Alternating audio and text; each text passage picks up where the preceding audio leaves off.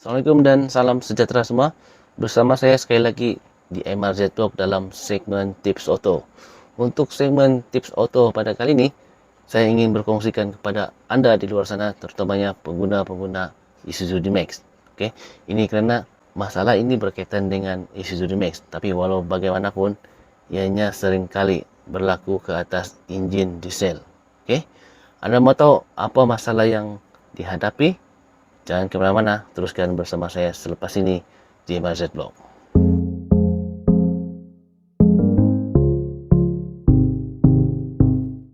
Alright, kembali lagi bersama saya di MRZ Blog dalam segmen Tips Auto. So, pada anda yang mungkin baru saja mengikuti saya di dalam channel MRZ Blog, kalau anda suka dengan channel ini, jangan lupa subscribe, like and share, dan aktifkan button lonceng. Serta follow juga page Facebook saya, link ada di bawah, supaya anda tidak ketinggalan konten-konten terbaru daripada MRZ Blog. Okey, berbalik kepada isu yang ingin saya kongsikan kepada anda di luar sana, terutamanya pengguna-pengguna Isuzu D-Max ataupun pengguna-pengguna enjin diesel di luar sana.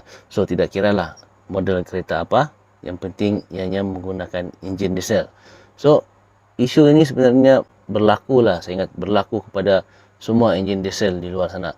Cuma mungkin anda perasan atau tidak saja, masalah ini akan berlaku.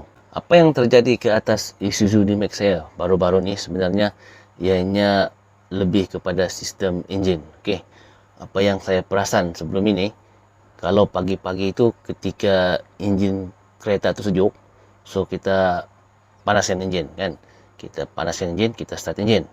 So, apa yang saya perasan lah semenjak 2 menjak ni, okey, sebenarnya masalah ni sudah berlaku agak lama, okey, tetapi saya macam biarkan sebab dia kadang-kadang okey, kadang-kadang tidak okey. So, satu hari tu apabila pagi-pagi tu saya panaskan enjin, okey, enjin masih dalam keadaan begitu sejuk lah. So, apabila saya start enjin dan saya kita main-main sikit minyak tu, pedal minyak tu, kita rest sikit kan, apa yang saya dapati, enjin tu macam semput. Okey, kalau dulu-dulu orang cakap macam overflow, ataupun kalau dulu-dulu masa enjin menggunakan sistem carburetor, so umpama carburetor tu, timing carburetor tu macam tidak cantik setting dia kan. So, apabila kita tekan minyak tu mengejut-mengejut, dia akan macam semput, dia mau mati tapi tidak, dan akhirnya dia keluar asap hitam. So apabila asap hitam tu keluar, apa yang saya dapati, asap hitam tu berbau diesel. Okey, berbau diesel yang tidak terbakar dengan sempurna. Okey, so saya macam rasa tidak puas hati lah kan, apa masalah kereta ni sebenarnya. So akhirnya saya hantar ke service center. Okey, saya memang suka hantar ke service center lah, sebab seperti apa yang saya katakan sebelum ni, lebih mudah sebenarnya untuk kita menyelesaikan masalah. So, ini secara peribadi saya punya pendapat lah. Saya tidak pasti pendapat anda di luar sana. Mungkin ada di kalangan anda mungkin suka hantar ke bengkel luar. Okay, ada mungkin macam saya suka hantar ke service center. Walaupun kereta saya itu sudah 7 tahun. Okay, sudah habis waranti dan sebagainya. So, saya masih memang suka hantar ke service center. So, apabila saya menghantar kereta itu ke service center, so apa perkara pertama yang mereka akan lakukan ialah scan komputer. Okey, walaupun pada dashboard meter panel tu tidak menyala check engine, okey, lampu kuning tu, tetapi mereka buat semakan ke atas ECU. Sebab ECU ni dia akan kontrol semua sistem-sistem sensor, dia akan kontrol semua sistem-sistem engine kan. So mereka scan, mereka scan menggunakan komputer mereka di service center. Okey, apabila mereka mulakan scan komputer tu, okey, mereka cek lah seperti yang anda nampak sekarang ni dalam gambar ni. So mereka scan lah satu-satu masalah, okey. Dan pada mulanya mereka sudah menjangkakan bahawa sistem sistem injektor kereta saya tu kemungkinan besar mengalami masalah. So mereka ingin confirmkan lah, sebab mereka cakap kita cuba tengok reading injektor tu, okay, berapa persen yang sebenarnya dihasilkan oleh injektor tu. So mereka scan lah kan, mereka scan satu-satu injektor tu, dan hasilnya apa yang anda nampak sekarang ni, injektor nomor 1 tu mengalami masalah. Okay? Dia punya reading sekitar, kalau ditengok situ, dalam sekitar 2.0, 2.1 begitulah.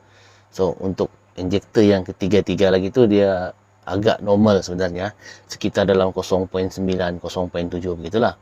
So mereka dapatilah, okey, injektor pertama tu mengalami masalah, dan kemungkinan besar nozzle di depannya tu tersumbat, ataupun dia punya nozzle tu mungkin sudah besar lubang dia. Okey. So selain daripada itu, saya suruhlah mereka cek sekali sensor-sensor yang lain, termasuk throttle body, sensor lain lah, macam EGR semualah, dan termasuk juga dalam sistem turbo dia. So mereka cek satu-satu tu, dan alhamdulillah semua benda-benda lain tu tidak mengalami masalah. Okey, dan masih dalam keadaan normal. So finally dorang dapatlah masalah tu daripada injektor tadi. Okey, selepas mereka confirmkan injektor tu, so mereka inilah dorang cadangkan untuk dihantar ke tempat servis injektor. So saya aturkanlah, suruh mereka atur untuk dihantar ke tempat servis injektor. Dan alang-alang saya cakap, sudah dibuka cover atas tu, okay, seperti yang korang nampak dalam gambar ni, alang-alang sudah dibuka. So saya request sekali lah untuk clearance valve. Okay, clearance valve ni dia akan ketatkan valve-valve yang ada di atas tu, okay, supaya dia menjadi macam orang cakap, jadi fit balik lah macam kereta baru. So benda ni sebenarnya, untuk pengetahuan korang kan, clearance valve ni sebenarnya ada baiknya dibuat sekerap mungkin.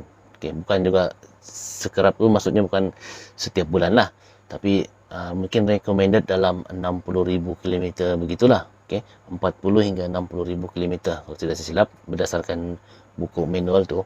So saya request lah untuk clearance valve sekali, sebab alang-alang sudah buka cover engine tu kan. So buat sekali lah.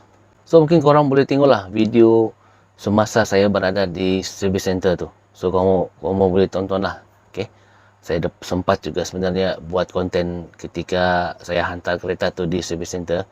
So inilah video yang korang cuba lihat lah ketika saya berada di sana. So inilah dia bacaan untuk injektor. Okay, so dorang sudah scan melalui OBDE di sini. OBDE ini gunakan sistem komputer dorang ni, software dorang. So hasilnya inilah.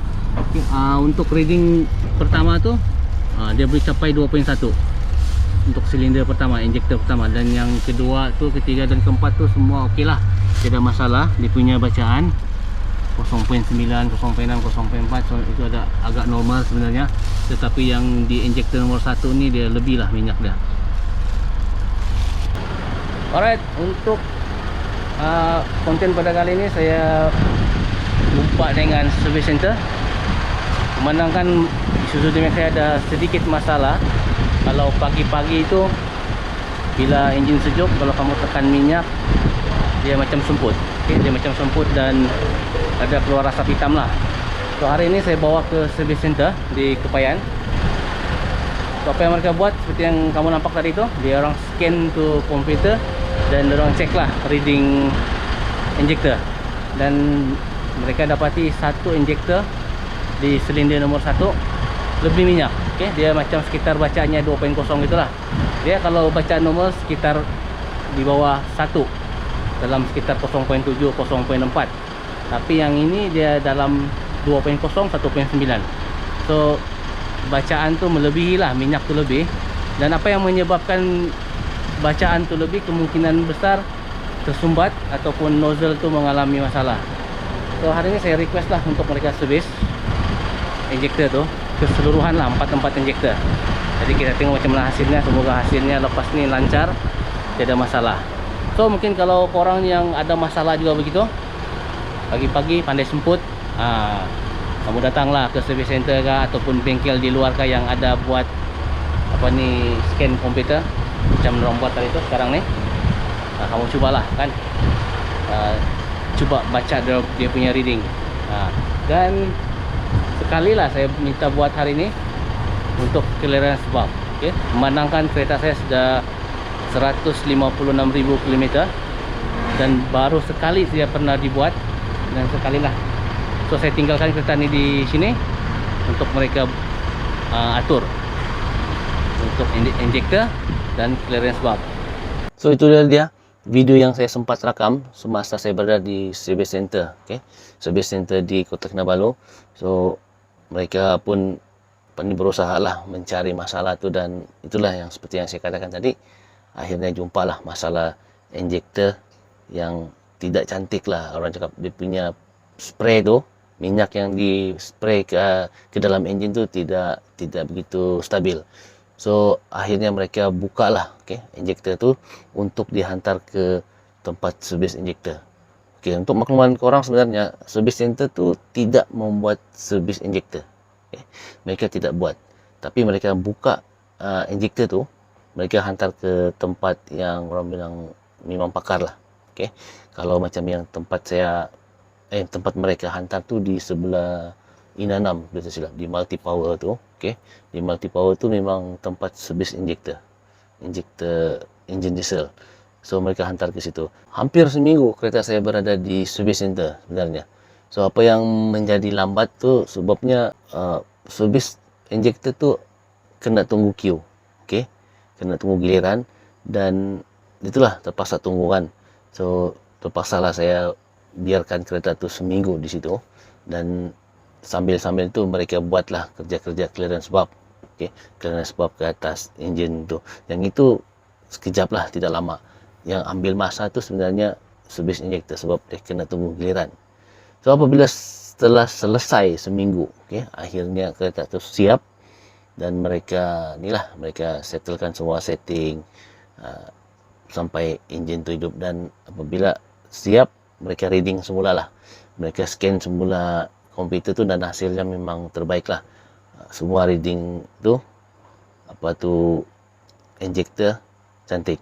Dan untuk makluman korang semua, semasa servis injector tu, okay, semasa servis injector tu mereka ganti mereka ganti 4 biji nozzle, guys. Okay, sebab salah satu nozzle tu memang sudah tidak cantik, dia punya semburan minyak tu memang tidak cantik.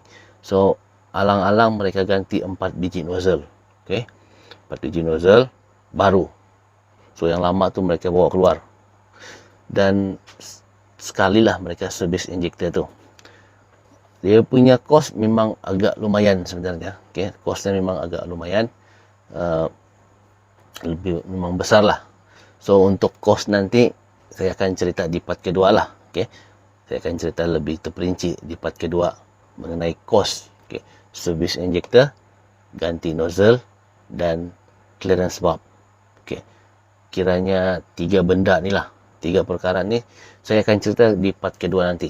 So apabila kereta tu siap, saya bawa balik, memang sedap lah, guys. Memang sedap. Umpama korang macam bawa kereta baru, okay, yang baru keluar dari showroom tu, begitulah rasanya. Dia punya bunyi enjin senyap, okay, dia punya pecutan cantik, okay, memang best lah. So mungkin korang tertanya-tanya lah kan, macam mana mau kesan masalah ni, okay? Macam mana mau kenal pasti masalah injector tidak cantik, ataupun nozzle tu ada masalah. So saya bercerita balik lah ke belakang. Okay? Mula-mula apa yang saya dapat kenal pastilah, okay? Apabila masalah ni bermula, itu seperti yang saya katakan tadi itulah, bila korang tekan minyak tu main-main begini, rest, dia macam pandai semput. Okay? Dia macam pandai tersangkut-sangkut, mau mati tapi tidak. Dan dia ada keluar asap hitam. Asap hitam dia tu memang banyak lah sebenarnya.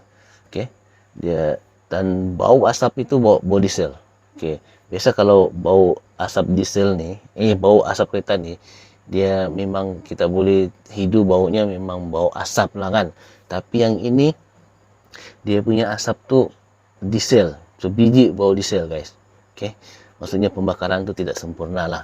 Dan apa yang saya dapati lagi lah, saya perasan lagi kan, kalau kita berada di jalan raya, okay, kita macam tidak juga laju, tidak juga perlahan.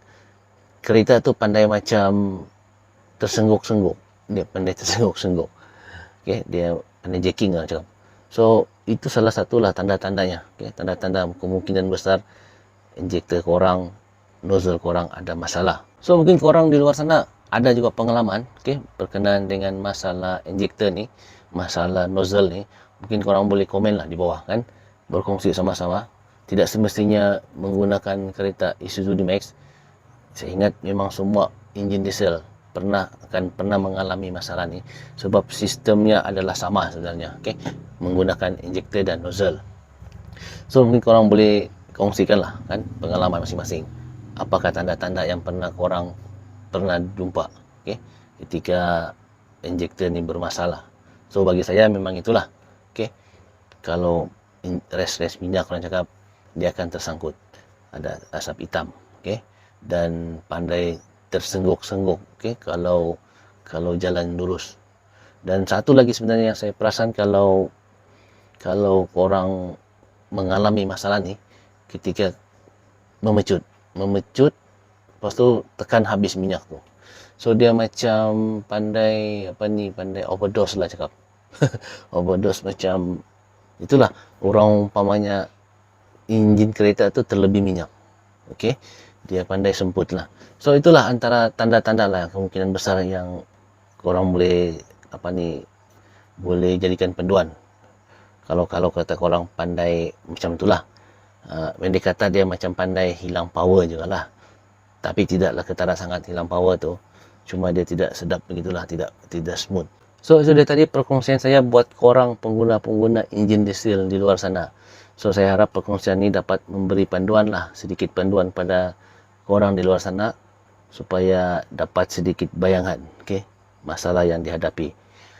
Untuk costing nanti saya akan kongsikan di part kedua nanti, di masa akan datang. Di sana nanti saya akan terangkanlah secara lebih terperinci berapa banyak costing yang digunakan, okay, ke atas 3 perkara ni: ganti nozzle, service injector, dan clearance valve, okay, dan yang lain-lain hal lagi lah, ya, termasuk costing scan komputer, upah dia, part-part yang kecil-kecil semua tu nanti saya akan kongsikan di part kedua. Okay, so rasanya sampai di sini saja untuk konten saya pada kali ini, okay. Masalah yang dihadapi ke atas enjin diesel, okay, yang perlu korang ambil tahu, sebenarnya perlu ambil tahu, sebab masalah ni saya rasa memang tidak akan dapat dielak, okay, di setiap enjin diesel. Okay, so korang kena ambil maklum lah, satu hari nanti pasti enjin diesel korang akan mengalami benda yang sama. Saya rasa, saya pasti 85% enjin diesel akan mengalami benda yang sama seperti yang saya hadapi baru-baru ini. Okey, sampai jumpa lagi untuk konten akan datang. Assalamualaikum dan salam sejahtera. Jumpa lagi, bye-bye. Okey, ini sekarang dalam proses membuka, okay, untuk persediaan awal, membuka cover di atas ni. So esok pagi orang akan mulakan lah untuk valve clearance valve. So sekarang ni orang boleh nampak lah injektor punya tu ada sana. So esok pagi orang akan buat clearance valve, tunggu enjin sejuk betul.